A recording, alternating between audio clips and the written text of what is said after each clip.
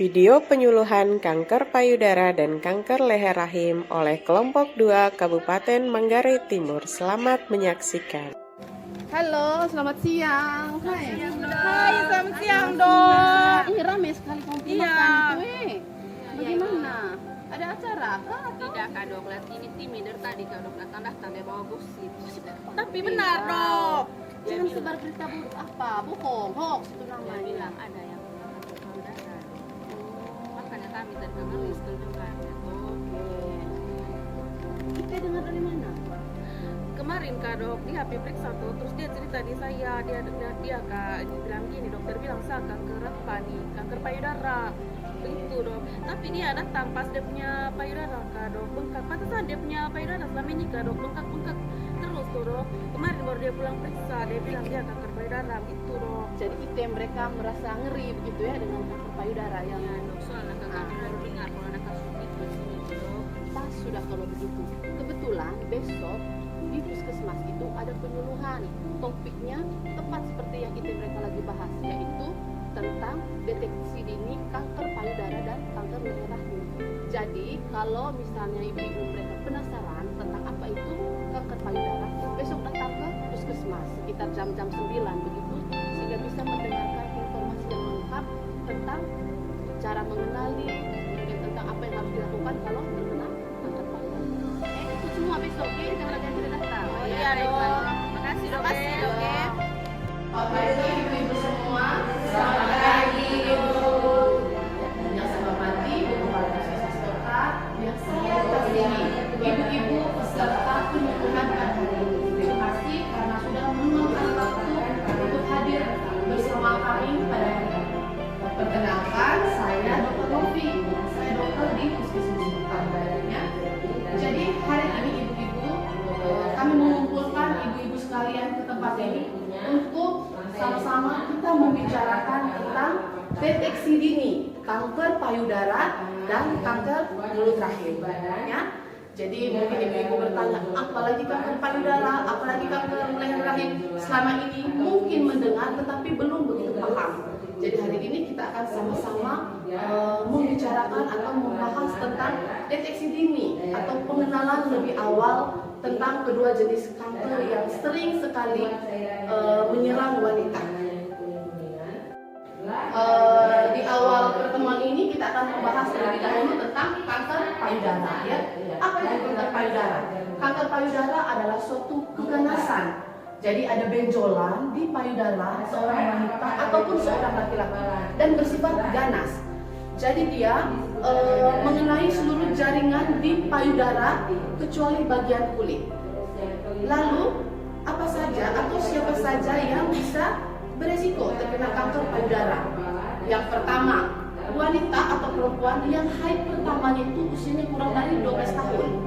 Lalu wanita yang menopause atau berhenti haidnya lebih dari 50 tahun. Yang berikut belum pernah melahirkan, tidak pernah menyusui anaknya, jadi punya anak tetapi semuanya dikasih susu formula, tidak pernah diberikan ASI. Yang berikutnya, anak pertamanya kehamilan atau melahirkan anak pertamanya di usia lebih dari 35 tahun, jadi sudah di usia-usia resiko. Lalu ada riwayat penyakit tumor jinak, dan yang terakhir di dalam anggota keluarganya ada riwayat yang pernah menderita kanker. Ya, jadi itu siapa-siapa saja yang beresiko terkena kanker payudara. Lalu sekarang kita bertanya, bagaimana caranya dok supaya kami tahu kami ini resiko kena kanker atau tidak, terutama kanker payudara? Kita bisa secara mandiri di rumah melakukan deteksi atau kita bisa mulai memeriksa payudara kita secara rutin setiap bulannya, yaitu dengan pemeriksaan yang diberi nama sadari, pemeriksaan payudara sendiri di rumah. Itu dilakukan setiap bulannya. Tentang bagaimana cara melakukan sadari ini nanti kita akan sama-sama melihat di video yang akan segera kami tayangkan.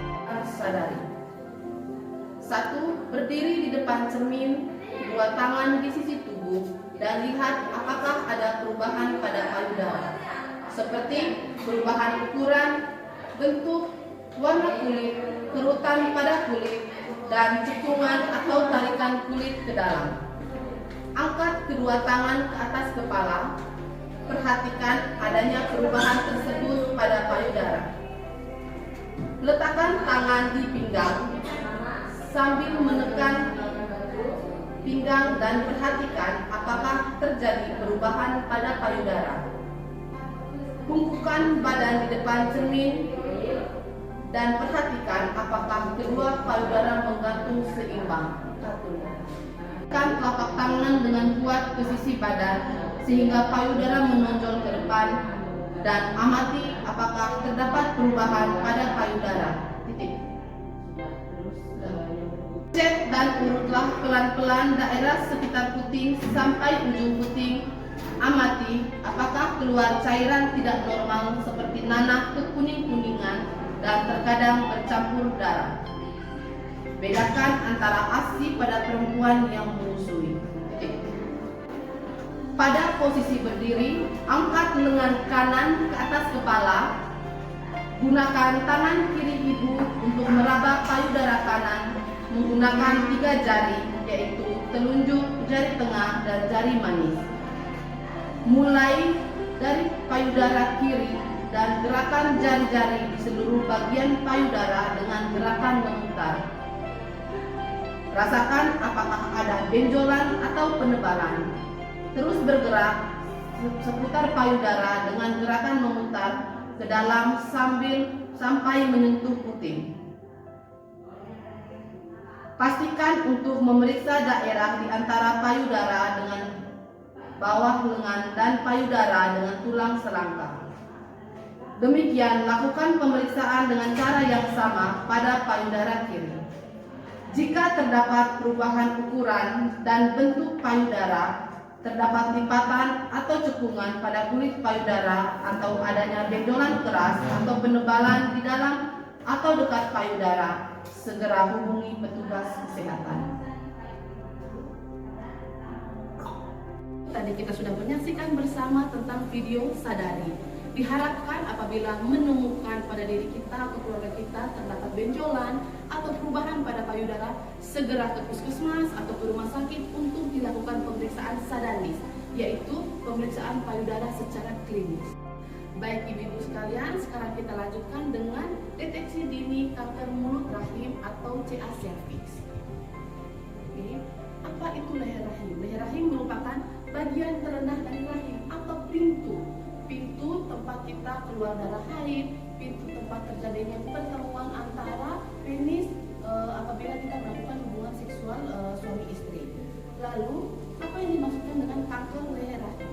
Kanker leher rahim adalah keganasan yang terjadi di leher rahim itu sendiri atau di pintu rahim itu sendiri.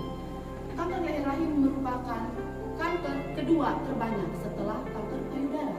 Jadi sangat penting kita untuk bisa mendeteksi atau mengetahui secara dini apakah saya atau ibu-ibu sekalian terindikasi atau memiliki resiko untuk menderita kanker serviks ya.